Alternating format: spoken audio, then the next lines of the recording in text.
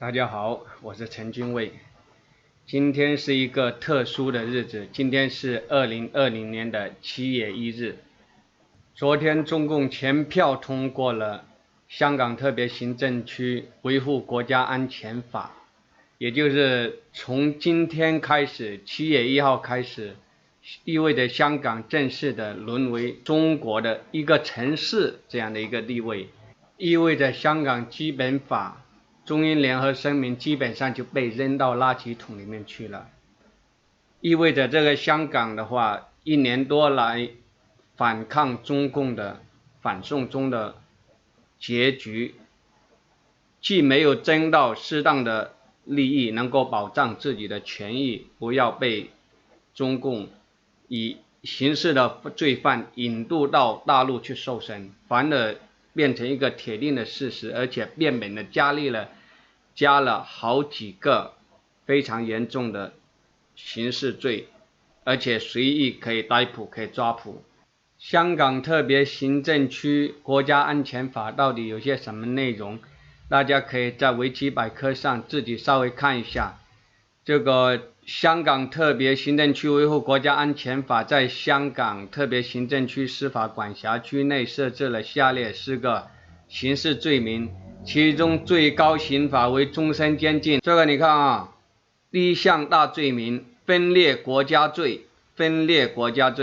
第二大罪名颠覆国家政权罪哈，其他的你看这个处罚起来都是特别重的，细节的话自己去看哈，这些都是口袋罪，装在谁的身上都是合适的，什么组织个人策划哈，使用你要是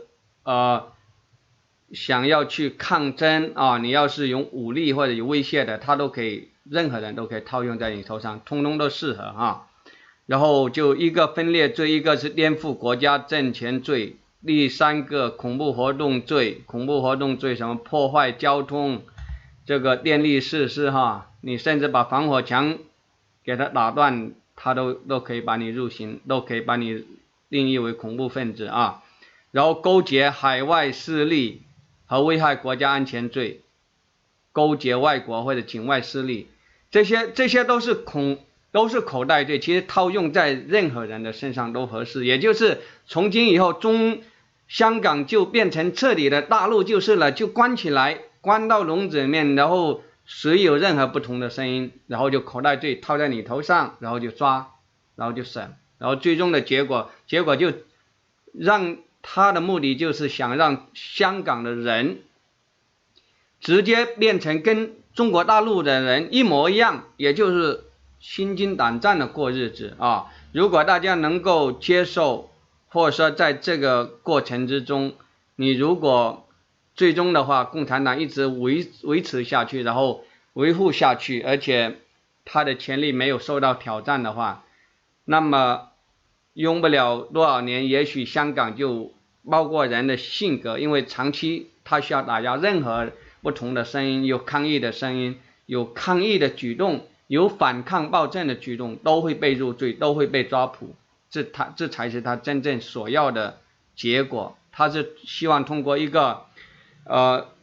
正常的争取人权的行为，你的抗议行为直接以重罪的方式让不同的声音从今以后完整的消失掉，这才是他真正的目的。所以对打击这种异议人士的话，那判刑肯定是超重的，是特别严重的啊。那么这项恶法的实施的话，当然意味着对香港来讲生活带来的冲击是极大的。第一个是开始这个自由与民主基本上也就消失了，基本上也就现在就彻底的变成了一个内地的城市啊，经济上将会受到很大的打击，因为美国好像给香港的这个特殊地位的这个法案好像也取消了。那么作为香港人，在目前这个状况之下，到底是对香港来讲是否是真的就是绝望了呢？香港的基本法它的原来的这个法律框架是50年内不变，50年以后，也就是到2047年6月30以后，也就是一国两制的这个制度将会自动的失效，社会主义制度将会在香港实施。大家现在目前这种抗争的话，也就是哪怕就是中共继续给你这样拉着就打这个拉锯战吧，反正不停的搞各种小动作，那大家哪怕争取到的也并非是长期的能够带来人权自由民主等等各种保障都是短期内的。50年嘛，50年现在习近平只是说他迫不及待，他提早的结束了他这个承诺，或者说他提早的结束了原来签的中英联合声明、香港基本法，他只是提前把你扔在垃圾箱里面。如果那个50年到期以后，说按正常的情况下，如果要是中共觉得现在目前香港特别行政区或者香港这种高度自治的状态可能会影响到大陆的这些人，也会尝试着向香港学习，然后去争取基本的权利去争取选票，争取这个司法上的独立等等，争取人权等等，那么会影响到大陆的专制政权，那么他这个过程的话，他肯定是会非常果断的就是终结你，50年一到期肯定会非常果断的终结掉香港这个一国两制的这个法案。那么最终的结果又是回到了等于说它并没有真正意义上的解决，它最终还是回归到原来的老轨道，也就是回到现在目前的香港，直接变成中国一个城市的一个状态。但是它这个严格的去遵循这个协议的情况下，它只是需要拖到2047年的6月30号仅此而已，所以并不是长久的和平并非长久的这个法治在香港的实施。所以2020年7月1日对于香港的同胞来讲，也许是一个灾难，但是也许是一个重生的一个转机，也就是大家不需要再对中共的这个独裁的政权抱有任何的期望。如果你想要什么样的国家制度，你想要什么样的一个地区的一个司法，你需要现在就要放弃幻想，而且最重要的就是现在就争取做长远的打算了。因为共产党目前在中国这种执政的合法性本身就是一个大问题，而且大陆的话现在也有很多人就在尝试着去推动这个中国走向民主。所以香港的话，我觉得现在最佳的办法不需要再去纠结这个特别行政区的这个香港那个基本法等等最好是和中国大陆在一起要合作，然后终结中共的暴政，然后在整个中国能够来变成一个民主的国家，这个时候的话才会真正意义上的能够保证香港的长治久安。从2019年的3月份的反送中到现在，就是香港持续的1年多的这么高烈度的这个抗争运动，真的可以载入史册，很值得人钦佩。在这个过程之中的话，参与者热情很高，而且有那么多人都基本上已经接近了全民上街了。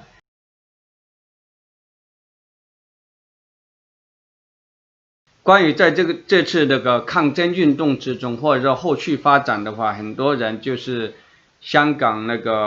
在这个争取这个反送中争取这个人权的这个运动之中，一些能够可以做得更好的一点也就是我发现就是香港反正整个抗争的群体，但是始终有点把大陆脱离掉了。记住，你要是抗争的话，香港你说一个那么小的一个地方，人口又那么少，那如果要是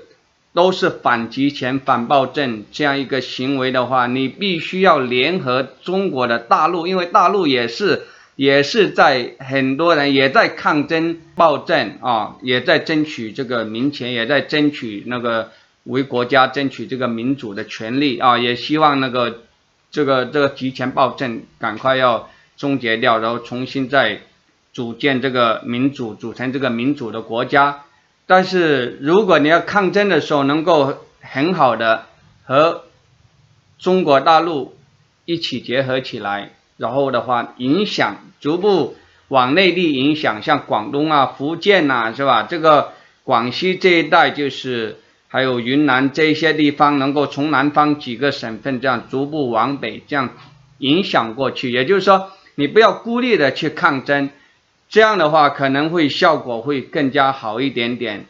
大家在网上看到很多，现在五毛也在网上这样吹啊，就是网上有很多言论啊，以为这个中国人都是傻的，其实完全不是这么一回事。我相信香港也有很多人那个住到过，甚至很多人都以前也生活在深圳那一带，大家也知道，就是觉醒的人其实也很多，但是就是说那种的愚昧的人也照样有很多，但是问题是你要影响他们，要联合，要把各种力量联合在一起。像那个全民共振啊，李一平先生提到的那种模式，就是香港这边抗争，同时的话你要把这个消息传播到内地去，让内地的人也知道怎么回事，然后形成一个巨大的这个浪潮，这样的话才能够真正的来保护这个香港的抗争运动，让它变得更加有成效。以后的话，未来的这个抗争运动之中，如果没有走上这条路的话，很难看到什么期望，更不要去希望就是说通过这个通过媒体通过媒体当然可以让世界看到你，但是问题是中国共产党它始终都在媒体之下杀人的事情。现在中国有很多手机录了大量的视频，强拆呀，这个打人啊，这杀人，这到处都在发生，没什么用啊，是吧？媒体它除了传播出去，知道共产党在作恶，你也没有用，你必须要联合大陆，要一起协同起来，甚至要联合全球华人，能够一起来推翻这个暴政，共同的推翻暴政，彻底的把这个暴政这个机器给它推翻掉，然后重新建立起这种自由民主的国家。这个时候的话，才能够保证香港拥有足够的自由真正的意义上的自由与民主。甚至比如说以后未来的话，也许香港你觉得合适的话，也许能不能申请真正意义上的完全的这个自治区啊，或者说以后未来也许建立一个联邦制的邦联啊，或者真的哪怕想要独立，哪怕香港要真正意义上独立，你首先一定要先保证让中国大陆的话也有办法变成民主的国家，否则的话你那个公投你也没有用啊，因为它可以派大量的大陆人来镇压你，那香港地方那么小，人口又那么少，你怎么能够跟10多亿的人这样黑压压的这样过来，你怎么能够对抗得住呢？对不对？所以的话，不要把所有的精力都只放在那个希望吸引那个媒体传媒的这个影响，而没有真正去关注这个反抗的力量。其实大陆也有大量的这个反抗的力量，要把这些有效的力量给它聚合起来，然后真正的从根本上彻底的把这个暴政给它推翻掉，然后的话重新建立起这个民主的国家。到时候的话，在省与省之间，或者说香港一些特别行政区呀、澳门行政区啊，是否以后未来要建立联邦制，还是说建立这种邦联或者邦联国类似这样的，都是可以通过这个自决公共那个民族自决等等这种方式，到时候再具体再怎么说。但第一条件一定要先帮助大陆的话，当然也是帮助香港自己，因为变成一个民主的国家以后，那么大家就都拥有那个自主的这个权利了嘛，是吧？脱离不脱离都已经不再重要了，因为大家都是自由的嘛，都是自主的嘛，是吧？不要把所有希望寄托在希望什么哪个国家希望让美国来救你，或者说英国来救你，这太渺茫了，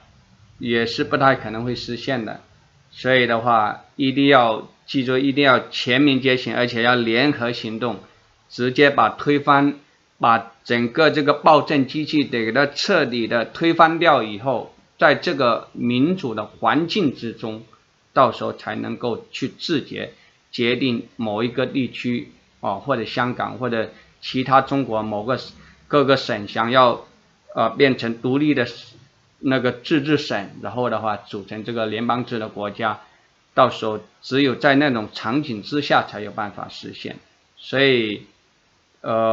要抱有期望，对未来要有希望。我相信在当前这种四面楚歌、内外交困的中共，在中国维持他的统治已经不会很长时间了，也就这么几年时间内，肯定会发生重大的政治事件，或者说有重大的事件会推动的这个整个国家、整个中国的政治走向。我们只要关注，只要有耐心，相信这个国家变革的日子已经就在眼前了。这期的视频就讲到这，谢谢大家。